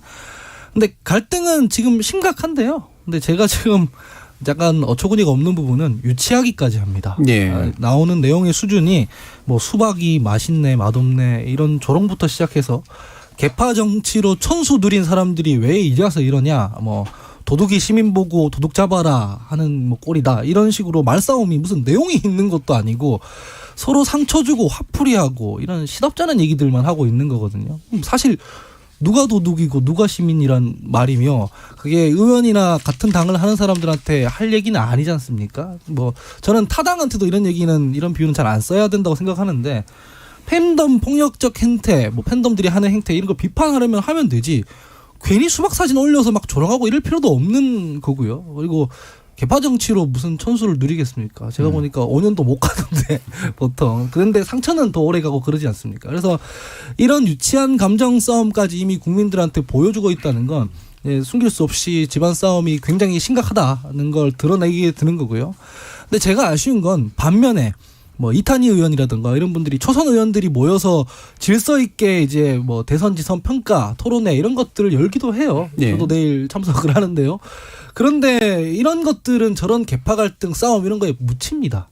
사실은 그 내용적으로 토론을 하는 부분들에 대해서는 상대적으로 보도도 덜 되고 자극적이지 않으니까 그런 분들이 지금 싸울 때는 좀 한 번 더 고려했었으면 좋겠어요. 당내에는 지금 합리적으로 토론을 하면서 이견이 있더라도 이견을 확인하고 접점을 찾으려고 하는 사람들도 있다. 근데 순간의 감정을 못 참고 서로 상처내다 보면은 그렇게 토론하는 사람들의 합리적인 의견까지 다 묻히게 된다. 그러니까 좀 자중했으면 좋겠다라는 생각입니다. 그리고 이견을 확인하고 접점을 찾고 이게 민주주의이고 의회의 본령이기도 하지 않습니까? 네. 그 의회의 본령을 어겨가면서 심지어 국회의원들끼리 이런 모습 보이는 건 아주 바람직하지 않다 이렇게 평가합니다. 네, 그러니까 노선 투쟁을 할 때 뭐 안전운임제를 지금 가지고 열심히 돌파를 해야 된다. 뭐 아니다. 그럼 너무 좌경적이다. 이런 거 가지고 논쟁을 하면 이게 건강한 토론인데 네. 뭘 위한 토론이냐면 결국 당권 싸움을 위한 토론인 게 너무 명백해 보여서 별로 정신 못 차렸다고 시민들이 보실 것 같고요. 이번에 이광재 의원이 삭발하고 나타나셔가지고 전해철, 홍영표, 이재명 3명 다 불출마해야 된다라고 이제 인터뷰를 하셨던데 저는 그게 제일 지금 혼란을 줄이는 네. 민주당의 제일 좋은 처방전이 아닐까 싶습니다. 네. 삭발의 효과는 있을 것 같은가요? 그건 잘 모르겠습니다. 천하람 변호사님. 네, 하지만 늘 삶이 그렇듯이 제일 안 좋은 결론을 택하고 하기 때문에 예. 높은 확률로 세 분 다 출마하실 것 같고요. 예. 그게 이제 수박 이런 거는 그럼요, 당했으면 안 되는 얘기이고요. 너무 이상하죠. 그리고 최근에 또 수박이 굉장히 맛있는 거에 비해서 또 작황이 안 좋아가지고 가격도 요새 30% 네. 이상 오르고 네, 국민들 굉장히 이제 힘든 상황인데 일단 저는 민주당 같은 경우에 오랜만에 이 개파 갈등을 해서 신나신 것도 좀 있는 것 같아요. 그러니까 이게 사실 선거 2번 치르면서 이런 갈등이 분출될 수 있지를 않았습니다. 역설적으로. 물론 뭐 경선이라는 과정을 통해서 제도적으로 일부 나오긴 했습니다만은 선거 끝나고 나서 선거 패배 원인 분석부터 시작해서 개파적인 시각이 서로 굉장히 다르게 들어가고 있기 때문에 모르겠습니다. 이거 뭐 어떻게 될지. 또 다음 당대표와 공천 이 문제는 역설적으로 민주당 의원들 입장에서는 대선 승패보다 훨씬 더 중요한 문제입니다. 예. 대선에서 지더라도 배지는 남아있지만 다음 당대표 주도권을 뺏기면 공천 못 받으면 실업자가 되는 거니까요. 그래서 여기서 민주당 의원들이 각자 가지고 있는 그 에너지가 총 이렇게 충돌하지 않을까 해서 우상호 의원이 이렇게 군기를 잡는다고 해서 쉽게 넘어갈 수 있는 문제는 아닌 것 같다. 그리고 철험의 해체 뭐 이런 얘기도 나오지만 처음 만들었을 때 저희가 지금 민들레 관련해 가지고 아예 처음부터 못 만들도록 이렇게 하는 게 아닌 이상 만들어 놓은 걸 해체하라는 건 더 어려운 거거든요. 그래서 여기서 조금 이제 앞 주제와 관련해 조금만 얘기하자면 이준석 대표의 호전성이 좋게 발현되는 예 중에 하나입니다. 이런 게. 그러니까 예를 들면 민들레 같이 친윤계 실세들이 하는 거에 대해서도 아니다 싶으면 들이박는 거가 이제 이준석 대표에게 전투력의 좋은 예 중에 하나인데 민주당에 이준석이 왜 없느냐 뭐 얘기하지만 철험회가 만들어지거나 뭐 그 외에 민주당 개파가 만들어질 때 이런 거 하면 안 됩니다라고 용기 있게 나선 사람이 없었기 때문인 거거든요. 그래서 이제 와서 이 개파 갈등의 에너지를 사후적으로 없애기는 저는 거의 불가능에 가깝습니다. 만들어질 때 상황이 일단 또 다른 것 같은데요. 뭐 그렇기도 합니다. 네. 예, 지금 뭐 많은 분들이 이제 우상호 비대위의 과제를 3개를 꼽더라고요. 첫째, 이 정말 이렇게 첨예하게 뭐 이렇게 감정 싸움으로 드러난 개파 갈등을 어떻게 관리할 거냐. 네. 두 번째가 민심과 당심이 이렇게 괴리됐는데 민심으로 여론조사를 돌리면은 뭐 좀 세대 교체를 해야 된다고 얘기하고 다른 사람 나와야 된다고 얘기하고 당심으로만 보면은 이재명 후보가 훨씬 높고 그다음에 세 번째 그러니까 그렇다면 이제 세대 교체를 어떻게 당이 이룰 것이냐 세 개인데 저는 솔직히 말씀드려서 이 세 가지 다 이 우상호 위원장이 관리하기 어려워요. 다만 우상호 위원장이 딱 하나만 했으면 좋겠어요. 당심과 민심이 괴리된 당이 정권 찾아올 수 없습니다. 이재명 의원이 국민 눈에 당권을 탐하고 권력을 쥐겠다는 생각으로 비춰지는 순간 민주당의 미래도 없고 이재명 의원의 미래도 없습니다. 그러니까 저는 그 세대 교체나 혹은 뭐 개파 갈등 이거를 손을 대려고 하다가 보면은 저는 오히려 결과를 못 만들고 우상호 비대위는 2달 동안 하고 그냥 소진될 겁니다. 예. 다만 민심과 당심이 괴리되지 않는 당을 만들어 보겠다. 그 접점을 어딘가에 접점을 찾아보겠다라고 호소력 있게 얘기하면서 조금 더 말하자면은 지방선거와 대선에 대한 평가를 좀 객관적으로 하고 그다음에 그것을 바탕으로 룰의 이야기를 차라리 국민의힘처럼 우리 어렵게 하지 말고 당원 50 국민 50 합시다라고 혁신적으로 하든가 뭐 이렇게 가면서 당심과 민심의 괴리를 좁혀내는 그 리더십을 저는 발휘하는데 초점 맞춰야지 이 3마리 토끼를 다 쫓다 보면은 전 제가 보기에 정말 그 본인의 어떤 무기력함 저는 유상호 의원을 개인적으로 좋아합니다. 왜냐하면 합리적인 분이고 굉장히 저는 그 리더십도 있는 분이라 생각하는데 저는 이 모든 것을 다 쫓다 보면 아무것도 이룰 수 없다. 오히려 당신과 민심이 괴리되지 않는 당을 만드는데 목표를 두고 그걸 설득하고 거기에 대한 그 시스템을 좀 만드는 거 그게 저는 우상호 비대위원장이 할 수 있는 가장 저는 그 큰 일이라고 생각합니다. 네. 근데 이게 이 언급을 해야 되잖아요. 뉴스토마토가 여론조사 전문기관인 미디어 토마토에 의뢰해서 지난 7일에 만 18세 이상 전국 남녀 1,013명을 대상으로 한 선거 및 사회연한 39초 정기 여론조사 결과에 따르면 이제 민주당 차기 대표 누가 되느냐 이재명 후보가 이제 32.1% 김부겸 전 총리가 26.3%로 나왔는데 이제 민주당 지지층만 놓고 봤을 때는 오히려 이재명 대표를 지지하는 여론이 이제 압도적이었다는 거잖아요. 이제 자세한 결과는 중앙선거여론조사 심의위원회 홈페이지를 참조하시면 되지만 그러니까 이게 당심과 민심 사이에서 괴리가 큰 거죠. 당심에서는 이재명 대표로 가야 된다. 대안이 없다. 이렇게 가는 건데 정계 은퇴를 선언한 김부겸 전 총리를 호출해 가면서까지 전국적인 민심을 보면 그게 한 5, 6%밖에 차이 안 난다는 거죠. 그럼 이 당심과 민심 사이의 갭을 해결할 사람은 우상호 비대위원장이 아니라 이재명 후보 본인이죠. 그러니까 이재명 후보가 이걸 보고 지금 이게 당심 민심의 괴리를 더 본인의 출마가 심화시킬 수 있는 디딤돌이 될 수 있겠구나. 즉 그것은 결국 당 발전에 걸림돌이 될 수 있겠구나라는 판단을 해서 불출마를 선언하는 게 사실은 민주당이 제일 혁신하기 좋은 선거 패배를 그러니까 그게 되게 눈에 저는 보이는데 당사자성이 갖다 보면 아무래도 시야가 좀 가려지는 부분이 있는 것 같고 민심 추이에 대해서 굉장히 예민한 동물적 감각을 저는 이재명 의원이 갖고 있다고 생각하거든요. 그런데 이번에서도 특별히 그래서 조금 추이를 보고 발언을 자제하고 있는 것 같아요. 본인은 지금 특별히 얘기를 일부러 안 하는 것도 그런 것 같은데 전반적으로 그쪽으로 가는 것이 훨씬 더 좋고 그래서 우상호 비대위원장의 성공 여부는 우상호 의원한테 달려있는 게 아니라 이재명 의원한테 달려있다라고 있다고 봅니다. 그러니까 그것을 제가 그래서 예. 그걸 비대위원장이 할 수 있는 명분이 있다는 거예요. 그러니까 아까 얘기한 세대 교체라든가 개파 갈등 이런 거에 자꾸 얘기하다 보면은 이 본질적인 에너지가 저는 가질 수 없기 때문에 차라리 그걸로 강력하게 이야기라고 그걸 예. 최대치의 성과로 밀어붙이는 게 낫겠다라고 네. 저도 현실적으로 얘기를 드리는 거죠. 예. 어떻게 좁힐 것이냐, 그리고 그러니까 좁히는 게 필요하다, 그리고 좁히려면 뭐가 필요하냐. 그렇죠. 이를테면 이제 공천 룰이 이제 그래서 연결이 될 수 그렇죠. 있다. 반대로 이제 그렇죠. 이런 이제 구도가 필요한 말씀이신데, 여론조사 얘기가 자꾸 나오니까 여론조사는 저는 사실 한두 개 가지고 이게 볼 게 아니라는 생각을 늘 선거마다 이제 거치면서 하게 되는데, 이게 본질이 뭘까? 이를테면은 이제 민심과 당심의 괴리다는 어디든 다 나오는 얘기인데, 이게 이제 그렇다고 해서 자 이재명은 아니고, 그러니까 김부겸이 이만큼이야도 아니고, 사실은 제3의 세력이다라는 말만 나오고 있고, 그래서 확실하게 민심이 어디 있는가를 보여주기 주는 지표가 뭘까? 이 부분에 대한 고민들과 나름대로 자의적인 해석들도 있을 것 같거든요. 얘기 좀 들어보죠. 민심은 이런 거죠. 민주당이 회초리를 쳤는데 책임이 있는 사람들은 좀 패인을 천천히 분석하면서 자숙도 하고 성찰도 하고 천천히 복귀한 다음에 이제 좀 뭔가 발전된 걸 들고 나와라라고 하는 게 민심일 수 있죠. 근데 당심은 이런 거죠. 지금 당에 엄청 내홍이 있는 상황이고 불안정한 상황이니까 최대한 리더십이 있는 사람이 조금 나서서 수습해주면 좋겠다라는 마음의 차이가 있을 수 있는 네. 거죠. 근데 지금 이재명 의원 같은 경우에는 대권 주자잖아요. 대권 주자면 저는 어느 쪽에 더 신경을 써야 된다고 생각하냐면 민심입니다. 지난 대선 같은 경우에도 진영 총결집이었던 선거였는데 스윙보터 얼마 뭐 0.73%포인트를 못 가져와서 패배한 거 아닙니까? 그러면 조금 민심에 더 집중하는 행보를 보일 필요가 있다고 생각하고, 그렇다고 해서 당심이 어디 안 가거든요.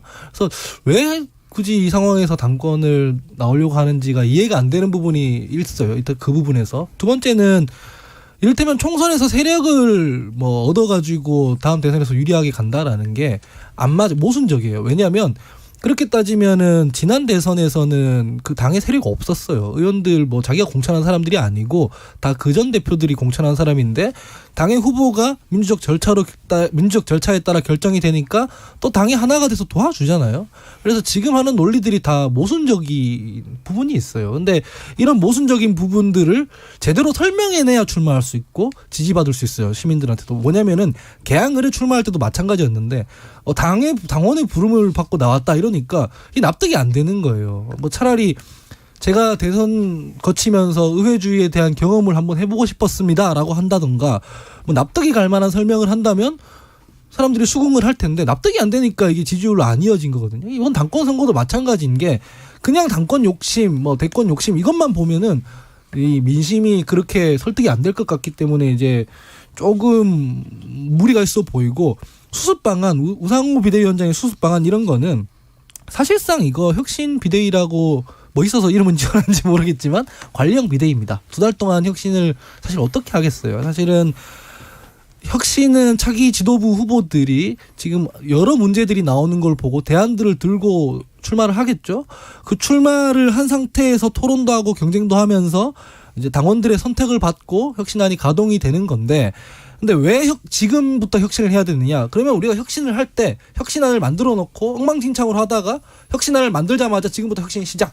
이건 되게 이상한 일이잖아요.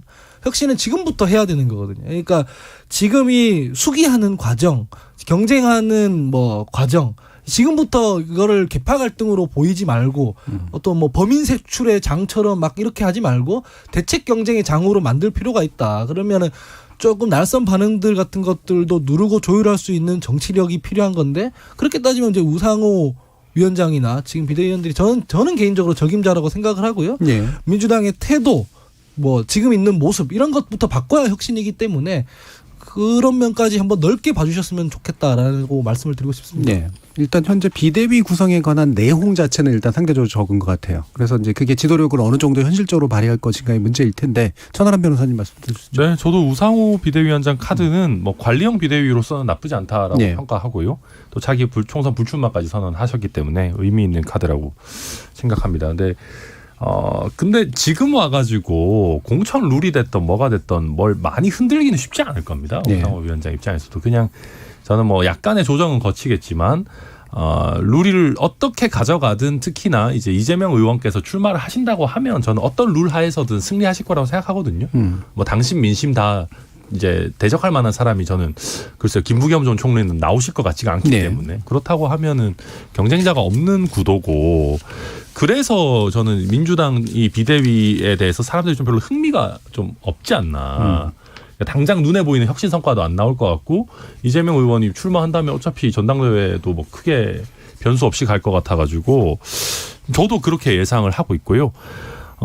다만 이제 뭐 예를 들면 비대위 입장에서 그런 건 할 수 있을 겁니다. 당대표를 뽑는 그 또 경선 과정에서 지금 하원기 대변인 말씀하신 것처럼 서로 싸우는 세션만 놓지 말고 예를 들면 뭐 왜 졌는지에 대한 패배를 각 후보가 뭐 어떻게 이제 그 분석을 굉장히 좀 끌어내는 형태의 경선 토론을 좀 이끌어낸다거나 아니면 당 쇄신 방안에 대한 좀 구체적인 토론이 이루어질 수 있도록 토론 포맷을 좀 더 잘 짠다거나 하면은 상대적으로 당의 리더급 인물들이 그런 거를 좀 할 수 있겠죠. 그냥 이름값만 갖고 서로 싸우는 것보다는. 그래서 그 정도 뭐 상황이 되지 않을까 예상하고 있습니다. 그러니까 사실은 역대 대선 후보가 다시 돌아온 최단기간은 98년에 이회창 총재가 8월인가 아마 그때 당대표에 취임했을 겁니다. 근데 그게 삼김 정치의 한 축인 이제 김영삼 전 대통령이 정계 은퇴를 당연히 하고 이후에 어떻게 할지를 몰랐던 거지. 보수 정당에서는 처음 있는 일이었고 사실 뭐 다른 정당에서도 겪어본 적이 없는 일이었으니까 그런 상황에서 부득이하게 그렇게 갔던 거지만 이번 같은 경우는 그게 아니라 그 중간에 지방선거 패배 특히 총괄선대위원장으로서 이재명 후보가 패배한 부분에 대한 책임을 져야 되는 부분이거든요. 근데 아직까지 이렇게 미련을 못 놓는 부분이 저는 좀 이해가 가지 않고 정의 뭔가 당권이나 당 내에서의 어떤 주도권이 필요하다고 하면 조금 더 개파색이었고 이재명 후보랑 좀 의사소통이 잘 되는 후보를 좀 뒤에서 미는 방식으로 이거를 그림을 그려가는 게 훨씬 더 이재명 의원 본인한테도 더 좋지 않을까라는 생각입니다. 예. 지금 유튜브로 아크푸님은 민심이니 당심이니보다 중요한 건 민주당을 개혁할 수 있는 강력한 리더십입니다라는 말씀이신데 이게 민심인지 당심인지 잘 모르겠네요.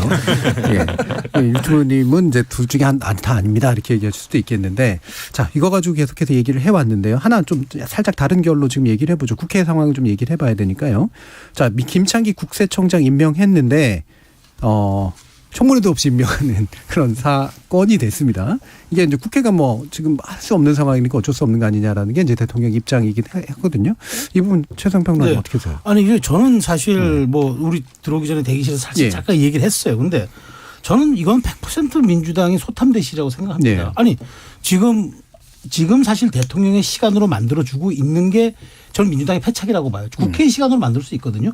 지금 이 세 분의 청문들 정말 날카롭게 진행했다 그러면은 사실 만일 여기에서 또 더 결정적 하자가 발견되거나 했었으면은 이렇게 되면 강행했다면 윤석열 대통령 큰 부담일 수도 있는 이런 상황일 텐데 전혀 장도 안 열게 해주고 저는 김창기 국세청장은 사실 내부 승진이니까 뭐 크게 검증할 게 없었다는 치더라도 최소한 국민들 눈에 아니 그렇게 중요한 세정 업무를 담당하는 총책임자를 어떻게 이런 통과 의뢰조차도 하지 않고 저렇게 그냥 바로 임명하게 대통령이 명분 있게 임명해 그것도 명분 있게 임명하게 만들어줘. 아무리 당신들이 그 법사위원장이 그 중요하다고 해도 그게 정말 그만큼 중요한 거야? 라는 질문을 주었던 것 같아요. 그러니까 저는 민주당에서는 소탐대실이다. 그러니까 국회의 시간을 대통령의 시간으로 들인 것들은 굉장히 저는 이건 민주당의 전략적 패착이라고 보고요. 그러니까 앞으로 남은 2명의 이 과제를 어떻게 할 것인가 2명의 청문회. 이제 18일 정도로 이제 아마 이제 회신이 예정되어 있다는데 18일 얼마 남지 않았습니다. 그러니까 저는 이런 점에서 좀 민주당 원내 지도부가 좀 이거는 고민을 해봐야 될 지점이에요. 이래가지고 월말까지 끌어버리면은 저는 정말 지금 그렇지 않아도 천 변호사 지적했지만 진짜 민주당 비대위에 큰 대중적 관심도 없는 상황에서 이렇게 정말 무기력하게 판을 깔아주면 뭐 윤 대통령 입장에서야 뭐 그냥 이렇게 하니까 제가 갑니다라고 뭐 그냥 국민들한테 말씀드리고 가면 될 문제인데 저는 이렇게 무슨 뭐 검수완박이니 그다음에 이번에 대통령 시행령을 견제하는 법안 만들면서 이런 것들은 이렇게 무기력하게 통과 의례식으로 저는 방치하는 게 저는 민주당이 정말 이게 170석의 정당인가 하는 저는 대중적인 의심을 좀 갖게 할 것 같아요. 170명이 이제 자기 정체만 신경 쓰고 있기 때문일 것 같긴 한데. 사실 그런 부분 때문에 민주당이 뭔가 야당답게 한다 이런 인상을 전혀 주지 못하고 사람들이 답답해하는 것 같아요. 왜냐하면 박순애 후보 같은 경우도 음주운전 나왔는데 그냥 반짝 이슈로 사라지니까 사람들이 니들 하는 게 그렇지 뭐 이런 식으로 반응하는 분들이 굉장히 많았어요. 그러니까 지난번에 한동훈 후보자 인천 인사청문회에서도 보면은 뭐 우리가 사실 죽순 게 사실이잖아요. 잘 못했는 게 사실인데 이제 원구성을 못 해가지고 방금 말씀하셨다시피 아예 문제가 있는 인사들, 만약에 윤석열 대통령이 인사를 잘하면 또 모를까, 그런 것도 아닌데 네. 인사청문회 한번 못 해보고 그냥 임명되도록 놔두면은 결국 민주당의 무능을 지적하는 불만들만 더 쏟아질 거란 말이죠.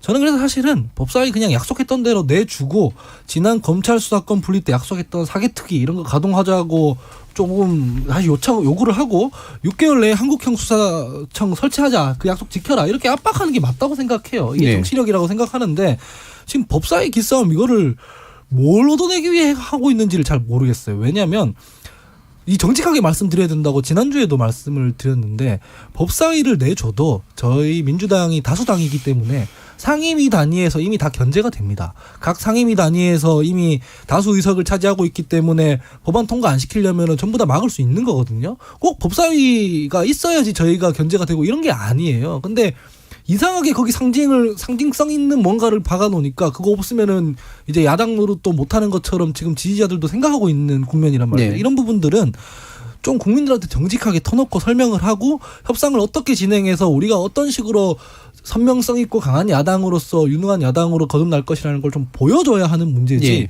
이런 원내 전략들이 하나도 없이 그냥 땡깡 피우는 것처럼만 보인다? 이거는 장기적으로도 불신을 더 쌓는 길이 아닌가라는 네. 생각이 듭니다. 그러니까 이런 걸 두고 이제 임명 강행이라고 말하는 왜 언론조차 없느냐라고 볼 수도 있겠지만, 그걸 언론이 쓰지게도 안 만들어주는 민주당의 잘못이다라는 그런 의견도 있으셔서요. 예. 김준우 그 뭐 더 변호사님. 못할 말이 없는 것 같아요. 네. 당내 그 당대표 차기 지도부 선출과 관련된 부분에 정신이 팔려 있다 보니까 원내 전략이 부재해서 네. 생겨난 뭐랄까 소극이라고 해야 될 것 같고, 한시바삐 그 두 장관 청문회, 교육부 장관, 보건복지부 장관 청문회를 개최하는 것이 순리인 것 같습니다. 법사위원장 문제는 원래 합의대로 해결하고요. 예, 저희 제작진께서 땡깡이라는 표현은 안 됩니다. 고집으로 순화해 주십시오라고. 죄송합니다. 강한 고집으로 의견을 하겠습니다.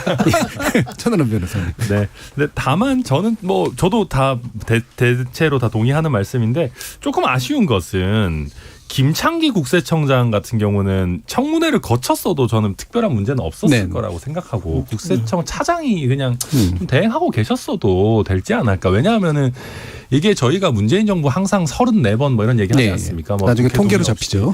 나중에 또 다 숫자에 지금 쌓이고 있는 거거든요. 네. 그래서 이렇게 문제 없는 후보자를 굳이 왜 네. 저는 빨리 하나 싶은 아쉬움이 있고, 특히 원구성 협상이 빨리 되거나 아니면 지금 우리 국민들 눈치를 보느라고 나머지 2명의 후보자들이 솔직히 문제가 좀 많이 지금 대두되고 있지 않습니까? 그럴 때 이제 문제 없는 후보자 하나 정도 좀 섞어줘야 네. 이게 그렇죠. 좀 되는 건데, 조금 저는 그런 면에서 이게 정무적으로 네. 현명한 건가에 대해서는 뭐 조금 아쉬움이 있습니다. 네. 자, 그럼 시간이 많이 남진 않았습니다만 정의당 얘기를 한참 못해서요. 예, 뭐 자꾸 이제 김준우 변호사님한테 할 말 없는데 자꾸 불러내서 죄송하긴 아닙니다. 합니다만. 아닙니다. 이은주 체제로 일단은 가보겠다인데요. 예. 아, 과연 지금 조건에서 뭘 어떻게 할 수 있을까가 이제 궁금하기도 하고 우려스럽기도 한데 말씀 좀 주시죠. 정의당이 이제 어제 전국위원회를 열었는데, 정의당은 실질적인 최고 의사 결정 기구는 이 전국위원회입니다. 예. 여기에 비대위를 중심으로 가자, 아니면 그냥 관리형 비대위를 하고 예정된 가을에 당직 선거를 통해서 새로운 리더십을 창출하자, 뭐 크게 보면 이렇게 두 개, 뭐 세부적으로는 총 3가지 안이 있었는데, 어쨌든 비대위원장을 이은주 의원으로 하고 가을에 그냥 원래 예정된 당직 선거를 그냥 개최하는 안이 한 표 차로 네. 통과가 됐습니다. 그래서 뭐 되게 다양한 의견이 백가쟁명식으로 있는데, 결국은 그 정의당의 특성상 예를 들어 김종인 같은 짜르 위원장이 나와서 이렇게 정권을 예. 휘두르는 게 이제 용인이 안 되는 그렇죠. 구조라는 게 어떻게 보면 이렇게 도저히 그러면 정당성이나 이런 것들이 좀 확보가 안 되니까 차라리 당직 선거를 하자, 이런 부분도 있고, 저도 2년 전에 이제 혁신위원회 했습니다만 그때도 이제 권한이 없는 혁신위다 보니까 결국은 그 다음에 당대표 선거로 모든 게 귀결이 됐거든요. 이제 그런 경험들이 쌓여서 화끈하지 않고 그냥 약간 밋밋한 선택을 좀 했다고 생각이 되고, 이게 지금 오랫동안 쌓였던 문제들이 체증돼서 이제 한 번에 터져 나온 거여서, 넓게 보면 2002년부터 지방선거 20년 동안 진보 정당들의 최대 참패인 선거고요. 정의당만 놓고 보면 아마 2014년 그때는 이제 통합진보당이 아직 있었고, 또 이제 지금으로 치면 노동당이랑은 조금 또 분리가 돼 있는 상황이었습니다만 그 정도 표입니다. 그 정도 표인데, 물론 이제 1당 2당에 비하면 대선 때 비해서 표가 더 나온 유일한 정당입니다.